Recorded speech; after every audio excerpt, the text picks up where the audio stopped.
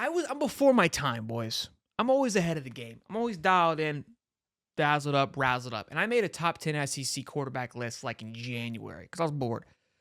Posted it. I mean, got some clicks, whatever. But now we're coming in SEC Media Week. I'm like, this list is like prime. We're here. Like, let's talk about it. So I was like, this list is going to be reborn. We're going to talk about it because we never actually talked about it. Just posted it. It's It not like might, it's not like a crappy big game boomer list, is it? no, it's actually got some, it's factual. It's good. People may not like it. We'll Okay. see how All it right. votes here on the chat. Top 10 just for the SEC. And this is what I think they're going to do based on the current situation and, what we've seen. I'm nervous now that we're here and I'm not as confident as I was before the show. All right, Oh top boy. 10. So Carson Beck's my number one quarterback headed into this. Again, I think the system, I think he's headed into his second year. I think he looked great last year. I think he should have been on the Heisman voting list. Just look at his stats over three. He was very similar to Jordan Travis and Jaden Daniels. Both those guys got invites, or at least were top 5. Carson Beck, I think arguably could have been up there. Number 1. Brady Cook, I think 2, 3, and 4, you could flop around. Headed into this now, I would probably switch Quinn Ewers and Jackson Dart in front of Brady Cook. I like Brady just the time that he's been there. He's comfortable in this program. I think he's going to do well for the Mizzou. And I also think their schedule. So part of that was part of it too. What's their success going to look like this year? Mizzou's schedule is an absolute cake. Look, Brady Cook's way too high. Looking at it now, I feel like I might have overshot this. I really with the Brady Cook. I could slide Brady Cook back a little bit. Quinn Ewers and Jackson Dart. What are you feeling? Go ahead and cut me off there, Dave. No, I mean, like I don't. I could see Quinn Ewers maybe being 3, Cook being 2, Dart being 4. I mean, like, but Ole Miss did really well in the portal this year too. So it's like, do you leave him at 3? Do you leave Texas at 4? I mean, Texas recruits very well as well. I guess you could probably put. I guess you could put Quinn at 2, maybe Brady Cook at 3, maybe Dart at 4. I don't hate that. I like that too. Look, part of again, Jackson Dart, how my thought process is, right? It's his 3rd year in the system. They did really well in the portal, gave him a lot of weapons around him. But Quinn Ewers should be ahead of him. I messed that one up. That was me and my feels there. I think that should move. Graham Mertz, in my opinion, it's top 5 because I think Graham Mertz is better than the 5 guys. Graham Mertz is obviously number 1. I mean, Q Lee says Dart should be 1 and Quinn should be 2. All right, you're not as high on Carson Beck. I think Carson Beck's number 1, but I think I'm not disagreeing with Quinn and Brady. The only reason I would have Beck at number 1 is because he's surrounded by talent, and his numbers last year were ridiculous. And his numbers were ridiculous last year, probably because he was surrounded by talent, but he's still going to be surrounded by talent. And it's another year. And I just think that those contribute to that are making, and he's a high Heisman favorite as well. And look, and I'll say that Beck didn't even really start out that great at Georgia at the beginning of the year, but as he got his rhythm, he started playing a lot better towards the end of the year. For sure. So look, I think Mertz at 5. That's kind of where my threshold is. I think again 5, 6, 7. People would argue Garrett Nussmeier. I put him above Jalen Milroe. I know the Milroe comment is going to get blasted. I know people are very high on Milroe. Part of my reason for Milroe, he's a running back, a quarterback. Didn't really excite me last year towards the end when the pressure got to him and during that Michigan game. Didn't look fantastic. Coming into a new system, which some people may believe will be good for him, and I think that it could be good for him. And I think you could argue that he would be better than Nussmeier. I think Nussmeier is going to be a fantastic talent, surrounded by an offense that was fantastic last year, and I think he's going to fit right in. That's why I edged him over Nussmeier. Some may argue that Milroe's in front of Mertz. I don't know. Mertz should be before Milroe. Okay, so I think, look, Gator fans are probably going to agree with me a lot on this. I know some won't. Again, I put the system into it as well, and I just think being a new system, he took a few steps, in my opinion. Yeah, I mean, it'll be Milroe's second year. It'll be Mertz's second year in that both of their systems. Garrett Nussmeier, I'm not sure about. It's just a little bit more unknown for me. I think he is surrounded by good talent as well. I just have to see a little bit more from him. I don't know if you're getting into Jackson Arnold or Nico or anything like that, but I'll go ahead and give my take. Go ahead. Yeah, Nico, I know he's getting a lot of preseason love now. And I said this on Gators Breakdown. We were on there Monday. Like, I've got to see more from him first before I can really say, like, hey, look, he deserves to be in the top 5 or anything like that. I watched the bowl game. He only threw for like $150, rushed in some touchdowns. Like, I got to see more than that. Like, you got to throw more than a buck 50. And I know Iowa, I think they were playing Iowa, and their defense was pretty good, but like, I got to see more from a quarterback. You got to throw over 200 yards in a game first. And then Brock Vandagriff obviously stayed at Georgia for the longest, transferred over to Kentucky.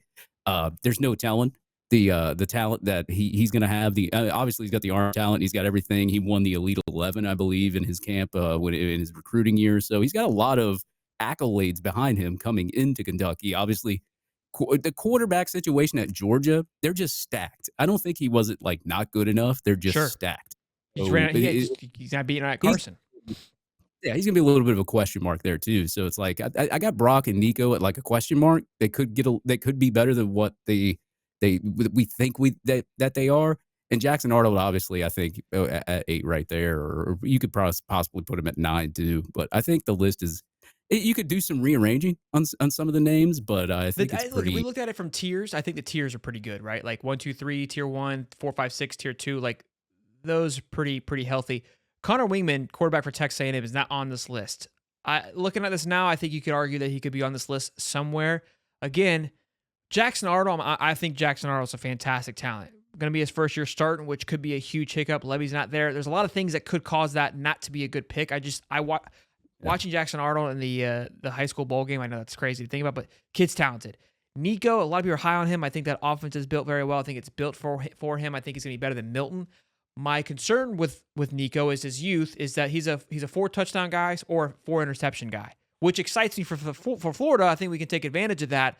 I think his talent's there. I just think he's going to have ups and downs he's not a freshman, but freshman quarterback. And I think Brock, he's going into his third year, was a 5-star coming out. This guy's been sitting behind Stetson Bennett, Carson Beck, has been in a system that now has produced, again, I mean, Bennett didn't go on to be anything great, but 2 quarterbacks that, one won 2 natties, the other one's, was 1 game away from being, in that conversation. We saw what Kentucky has done with quarterbacks in the last couple of years. I think he's in a good system, right? I think he'll do well with that. I think that's why I put him in the top 10. Again, Connor Wingman, a lot of people are high on him, 5-star recruit as well. I'm not sold on A&M. I think there's been too much movement. They've lost a lot of talent. Again, they're bringing in Coach Levy. So, right, Levy went to A&M. So that's where I think could almost argue for him to be, maybe knock either Brock or Nico out, because I think that offense will be exciting with Connor. But I think the list is pretty good, though. I don't think it's atrocious. Yeah, you know what would be really hilarious though is if like Mississippi State's quarterback or Vanderbilt's quarterback winds up being like one of the best in the SEC. Yeah, we missed it. We got Mississippi State too. They got a transfer quarterback. Who am I missing? Who else we got? What am I missing? Oh, Auburn. Peyton Thorne's not up there. Yeah, Peyton Thorne from Auburn. Yeah, I mean Peyton Thorne is Arkansas. I don't know. They lost KJ. Yeah, no bueno there. Trying to think of all. Yeah, I think what you have there is pretty set in stone there. I mean, like I couldn't, like, when I looked at the list, I was like top 10. I can't really argue with who's on it. I can't really say, oh, you should have took away this and added this person. Look, and Neil Whitehead says, why is Nico on this list? I definitely bought the early hype in Nico, and I was trying to fight it. I would, if I were to do this list today, I would switch out. This list was made 6 months ago. I would switch out Nico for Connor. I think as the season has gone, and this is why people wait to make lists, right? Because your opinion changes, your gut feeling, how kind of the season goes on. You see how they do in the portal, what happens, etc.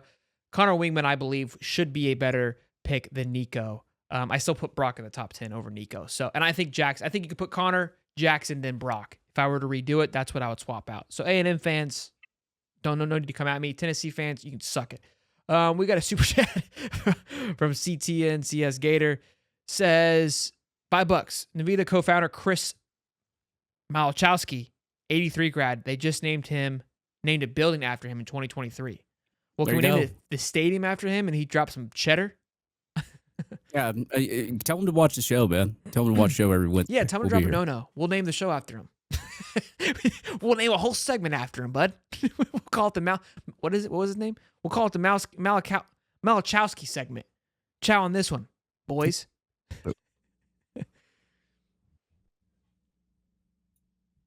Let's see here.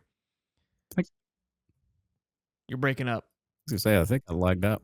Yeah. Am I good now?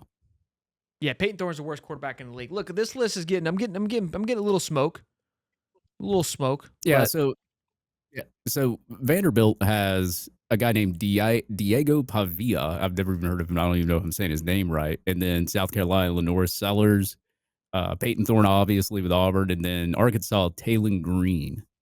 So, and then you have Blake Shapen at Mississippi State. So Blake nobody's Shapen. really even heard of those names except for one, Peyton Thorne. So yeah, So look, I think the only thing that I got wrong out of the list, not only thing, but I think leaving Connor Wingman off this list probably was brutal. I think you could argue for Milroe. Again, this is my projection of what I think this is going to be like for next year. We'll see how it plays out. We'll reconvene. I mean, I may have butchered this thing like nobody's business, and I'll do what the SC media does. I'll make a new list after all the interviews, and how I'm feeling afterwards.